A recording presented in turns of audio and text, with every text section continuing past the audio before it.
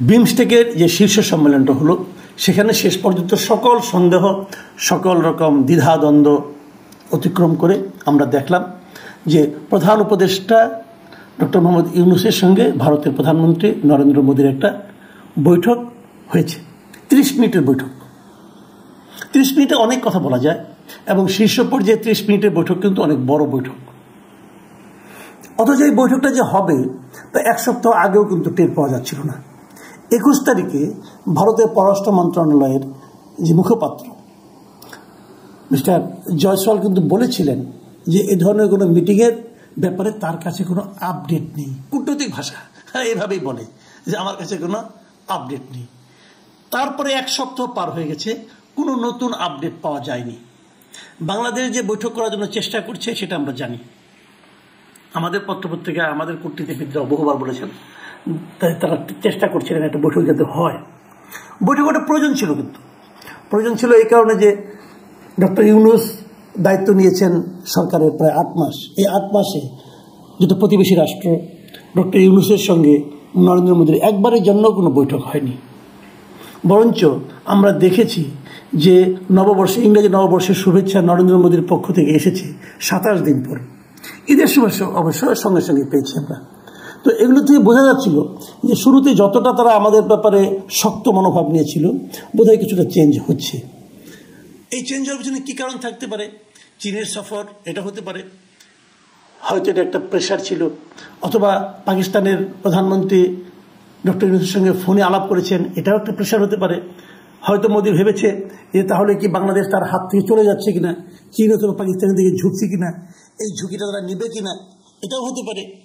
কেন ঝুঁকিটা নিবে, ঝুঁকির বিনিময়ে তারা কী পাবে, হয়তো এটাও তারা চিন্তা করেছে। হয়তো হাসিনার জন্য এত বড় ঝুঁকি না তাদের জন্য এখন আর লাভজনক হবে কিনা তাদের চিন্তা হয়তো এটাও থাকতে পারে, আমি জানি না কী ছিল।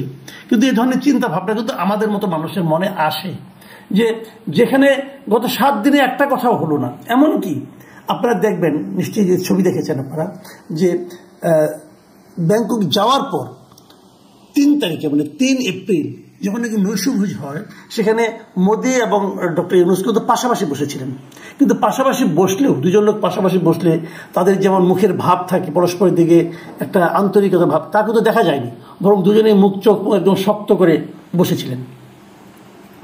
ওটা দেখেও কিন্তু একটা আমাদের মধ্যে সন্দেহ ছিল। কিন্তু যখন 4 তারিখ বিকেলে আমরা দেখলাম যে হোটেল লবিতে দুজনের মধ্যে একটা বৈঠক হলো এবং সেই বৈঠকের আয়োজক কিন্তু ছিল ইন্ডিয়া, বাংলাদেশ না।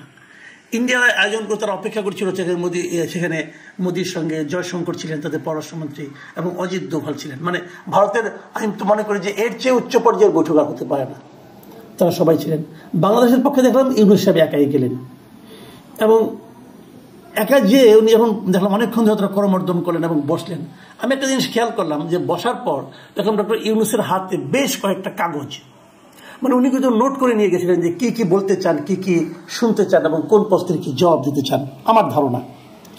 তো এই ধরনের যখন মিটিং একটা হয়, সেই মিটিংয়ে কি আলোচনা হলো এত লম্বা সময় ধরে, সেটা নিয়ে কিন্তু মানুষের মনে একটা আগ্রহ থাকে। এবং তারও যে বড় কথা, মিটিংটা হলো কেন, ইন্ডিয়া হঠাৎ করে রাজি হলো কেন? প্রথমত ইন্ডিয়ার মনোভাব এতটা পজিটিভ ছিল না। এর পেছনে কি অন্য কোনো শক্তি কাজ করেছে, অন্য কোনো ঘটনা কাজ করেছে? এটা কিন্তু একটা প্রশ্নই হয়ে থাকবে। কেউ কেউ বলার চেষ্টা করছেন এর পেছনে আমেরিকা একটা ভূমিকা রেখেছে। মিয়ানমারের বর্তমানে যে বাস্তবতা, যে পরিস্থিতি, সেই পরিস্থিতিতে রাখাইনদের যে নতুন ওরা যে মোটামুটি যুদ্ধে ভালো করছে, এই সময় রাখাইনদের কাছ থেকে বাড়তি কোনো প্রেশার আসবে কিনা, অথবা সেই প্রেশার আসার ক্ষেত্রে ভারতের কি ভূমিকা থাকবে, অথবা বাংলাদেশের কি ভূমিকা থাকবে, অথবা চীনের সঙ্গে বাংলাদেশের নতুন যে দিগন্ত উন্মোচিত হচ্ছে, এই সমস্ত নানা বিষয় কাজ করতে পারে বলে অনেকে মনে করছেন।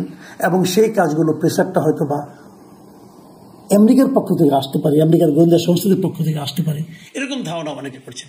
যে কারণে হোক একটা মিটিং হয়েছে এবং এটা খুবই জরুরি একটা মিটিং ছিল। এখন এই মিটিংয়ের যে অংশটা নিয়ে আমি আজকে একটু কথা বলতেছি, অনেকগুলো প্রসঙ্গে এসেছি। বাংলাদেশের তিস্তার পান নিয়ে আলোচনা হয়েছে, বাংলাদেশের পক্ষ থেকে বলা হয়েছে। সীমান্ত হত্যা নিয়ে বাংলাদেশের পক্ষ থেকে বলা হয়েছে। এই কথাগুলো আগে কিন্তু শেখ হাসিনা সেভাবে বলতেন না, কিন্তু ডক্টর ইউনূস অল্প দিনে এই কথাগুলো কিন্তু বলতে পেরেছেন। এটা একটা পজিটিভ দিক আমি বলবো। বিপরীত দিকে ভারতের পক্ষ থেকে বলা হয়েছে। এগুলো আমরা উভয়ের যে বিভিন্ন রকম টুইট এবং এক্স হ্যান্ডেলে লেখা, ফেসবুক স্ট্যাটাস, সামাজিক মাধ্যমে তাদের বক্তব্য, ডক্টর ইউনূসের পক্ষ থেকে বক্তব্য, নরেন্দ্র মোদী থেকে বক্তব্য, এগুলো আমরা দেখেছি। প্রশ্ন হচ্ছে, আমার আলোচনা হচ্ছে একটা বিষয় নিয়ে, সেটা হলো এই আলোচনায় বাংলাদেশের সাবেক প্রধানমন্ত্রী শেখ হাসিনাকে ফেরত দেওয়ার, প্রত্যার্পণ করার কোনো কথা কি হয়েছিল? এটা হলো আমার আজকে আলোচনার মূল বিষয়। আলোচনাটা এই জন্য করলাম যে ভারতের কোনো পত্রিকায়, ভারতের কোনো মিডিয়াতে আমি এই ধরনের প্রসঙ্গ উঠেছিল বলে আমি দেখিনি। আমি মোটামুটি খোঁজাখুঁজি করেছি, আমি দেখিনি। বাংলাদেশের পত্রিকায় কিন্তু উঠেছে। বাংলাদেশের কোন পত্রিকায় আমি দেখলাম? বাংলাদেশের অনেকগুলি পত্রিকায় আমি দেখলাম, এবং সেই পত্রিকাগুলো কাকে কোট করেছে?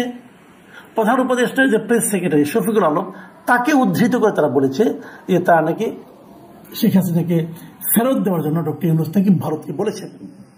এবং এই নিউজটা ভারতের যে বাংলা পত্রিকা, কলকাতার আনন্দবাজার পত্রিকা, তারাও লিখেছে অন্যভাবে।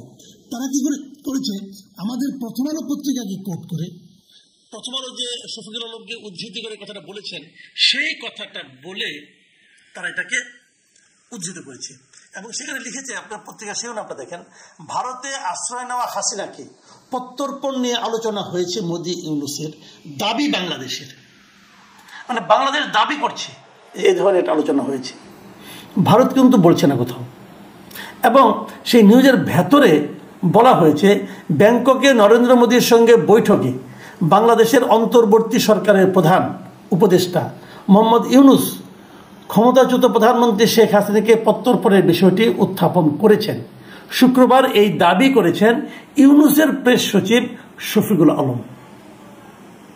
পুরো জিনিসটাই আমাদের উপর ওনারা চাপিয়ে দিলেন, এবং ওনারা কিন্তু স্বীকারই করছেন না, অথবা ওনার কোনো মিডিয়া আমি দেখছিও না যে এই ধরনের কোনো কথা আছে। অথচ এই দাবিটা হতেই পারে, এটা কিন্তু অস্বাভাবিক কোনো দাবি নয়। কারণ শেখ হাসিনাকে ফেরত চেয়ে নয়াদিল্লির কাছে আমাদের দেশ থেকে কূটনৈতিক বার্তা গিয়েছিল গত ডিসেম্বরে, এবং সেই ডিসেম্বরে ডক্টর ইউনূস স্কাই নিউজকে বলেছিলেন যে বৈষম্য বিরোধী ছাত্র আন্দোলনের পূর্বে খুনের অভিযোগ সহ মানবতা বিরোধী একাধিক মামলায় হাসিনার বিরুদ্ধে গ্রেফতারি পরোয়ানা জারি করা হয়েছে।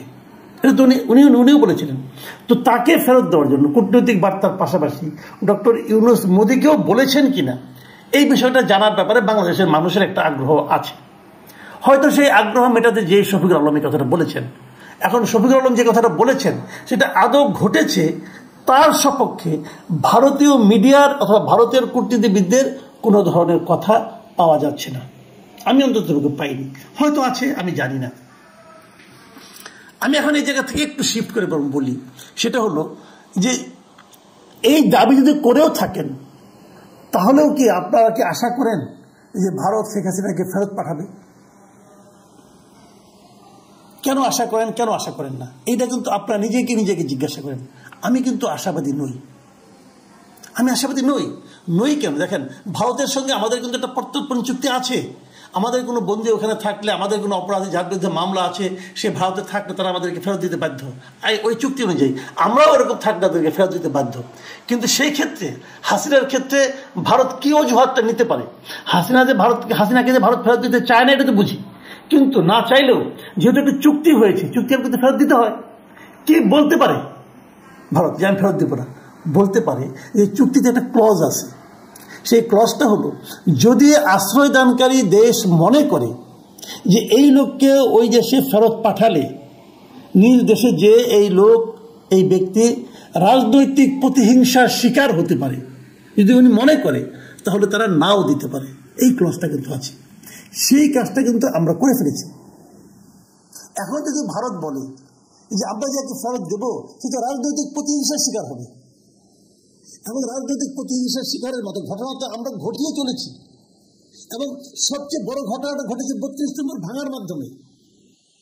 ৩২ নম্বর যখন ভাঙা হয়েছে, যদি শেখ হাসিনার পক্ষ থেকে অথবা ভারতের পক্ষ থেকে বলা হয় যে ৩২ নম্বর তো শেখ হাসিনার পিতার বাড়ি ছিল, শেখ হাসিনার বাড়ি ছিল না, কিন্তু তার পিতার বাড়ি ছিল। তারপরে সেটা ট্রাস্টকে দান করা হয়েছিল। সেই বাড়িও যখন ধূলিসাৎ করে দেওয়া হয়েছে, এটা তো ক্লিয়ার বোঝা যাচ্ছে এটা একটা রাজনৈতিক প্রতিহিংসা। এবং সেই গুড়িয়ে দেওয়ার সময় সরকারের দিক থেকে কোনো রকম প্রতিবন্ধকতা তৈরি করা হয়নি। কেন করা হয়নি? কারণ ওইটা ভাঙার জন্য সম্পূর্ণ দায় দায়িত্ব নেওয়া উচিত। আমি সম্পূর্ণ উস্কানিমূলক কথাবার্তা কি বলেছিল ফ্রান্সে থাকা পিনাকি ভট্টাচার্য, তিনি মানুষকে ওখান থেকে খেপিয়ে দিয়েছিলেন এই বাড়িটা ভাঙার জন্য। আমি তখনই প্রশ্ন করেছিলাম, এই বাড়িটা আপনি ভেঙে কি লাভ করলেন? কি লাভ আপনি করলেন? কোনো লাভ আপনি করতে পারেননি, বরঞ্চ শেখ হাসিনাকে ফেরত আনাটা ডিফিকাল্ট করে দিলেন। যে লোক এত অপরাধ করেছে বলে আমরা দাবি করছি, তার বিরুদ্ধে বিচার চলছে, তাকে তো আনাটা আমার জন্য প্রয়োজন ছিল। যদি এইভাবে আপনি ভাঙতেই চান, সরকার ভাঙতে পারতো যে কোনো সময়। যদি এমন একটা প্রক্রিয়ায় আপনি ভাঙলেন যেখানে নাকি সরকার কোনো ভূমিকাই রাখলো না, এবং সরকারের অসহায়ত্ব প্রমাণ হলো, যদি সরকারের এখানে অসহায়ত্ব প্রমাণ হয়, শেখ হাসিনাকে দেশে আনলে যদি অসহায়ত্ব, যদি শেখ হাসিনাকে এরকম ভাবে মানুষ পিটিয়ে মেরে ফেলে, তাহলে কি হবে? সরকার তো ফেরতে পারবে না, সরকার তো বাড়ি ফেরতে পারে নাই। একটা বাড়ি ভাঙতে তো সারা রাত লাগছে, সেই কাজটা আপনি করতে দিয়েছেন। এখন একটা মানুষ আমার তো কোনো ব্যাপার না, আপনি ফেরতে পারবেন না। যদি না দেয়, এই কথাগুলি বলবে, আমি তা বলছি না বলুক, এটাই আমরা চাই। আমরা চাই প্রত্যেকটা অভিযুক্ত তার সামনে সে আত্মপক্ষ সমর্থন করুক এবং তার একটা সুবিচার হোক, এটা আমরা চাই। কিন্তু তাকে যদি আপনি আনতেই না পারেন, তাহলে কি লাভ হলো? এই কাজগুলো আমি তখন বলেছিলাম যে পিনাকি ভট্টাচার্য যেটা করেছেন এই কারণে, যাতে নাকি ভারতের জন্য একটা অজুহাত তৈরি করে দেওয়া যায়। এটা তো উনি আবার আমার উপর খুব গোসা হচ্ছেন, মামলা মোকদ্দমা অনেক কিছু করতে যাচ্ছেন আমার বিরুদ্ধে। আচ্ছা করুন, অসুবিধা নাই কোনো।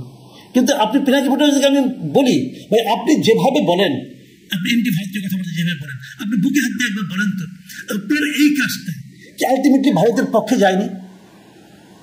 গিয়েছে তো, তাহলে লাভটা কি হলো? আপনি এতগুলি মানুষকে ক্ষিপ্ত করে দিলেন, উত্তেজনা তৈরি করলেন, হয়তো আপনার একটু সাময়িক আপনি মনে করেন আপনি বাহাদুরি দেখালেন যে আমি ফ্রান্স থেকেই ভেঙে ফেলেছি, কিন্তু লাভটা কি হলো ভাই? আপনি তো হাসিনাকে ফেরত আনার ক্ষেত্রে একটা প্রতিবন্ধকতা তৈরি করলেন।